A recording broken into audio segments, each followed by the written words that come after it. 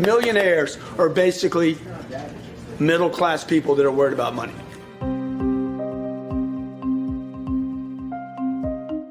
$1 million, if you didn't have any more income and you were, how old are you? 27. 27 years old and you didn't have any income, $1 million income, how long would that money last? At $4,000 a month, you got 25 years. You'd have to live on $4,000 a month for 25 years. You will be 52 years old, my friend, and dead broke. Everybody's like, oh my God, the iconic millionaire. You're wealthy. You're not wealthy, dude. You're worried is what you are, okay? Because you don't have new income. This equation right here doesn't assume any inflation. It assumes everything stays the same and his rent never goes up. His car payments don't go up. Nothing goes up. It's impossible. It's an impossible cycle. The problem is nobody talks about this because nobody wants to go on TV and say, hey, millionaires are basically middle-class people that are worried about money. What if it took 10 million? By the way, I think that's the number. CNBC says it's 5 million. I think the number's really 10 million. Okay? 10 million with no new income, you could probably live the life you wanted to. So, number one thing you got to do is this. You got to change the target, and you need to look at the target daily. The target, you have the wrong target right now. If you're struggling, you have the wrong target. When you change the target, everything changes. Number two, you need to get your income to a place. This is a fascinating concept right here. Okay? If you can do this, I guarantee you'll be rich.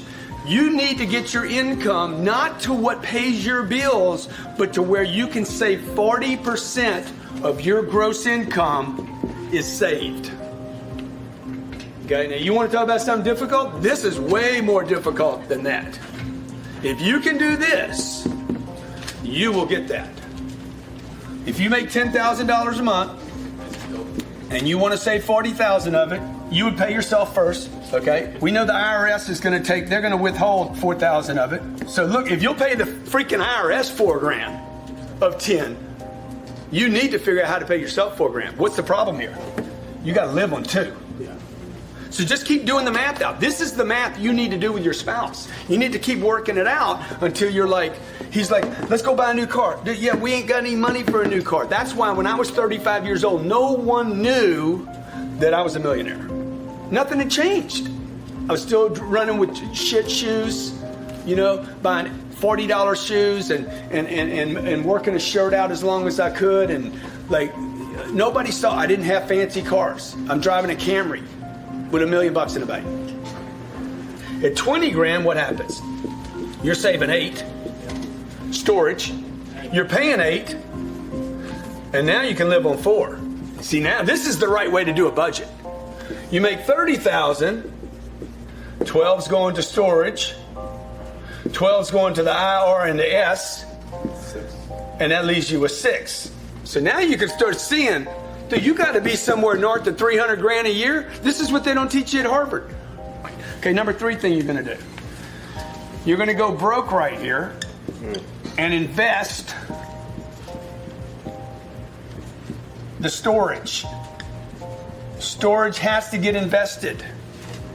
The golden goose is only good if she lays eggs. Otherwise, you can kill her. Eat her for a chicken.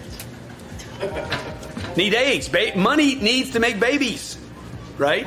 So your goal right here is to invest the storage money and continue to do that until this money over here, the passive money,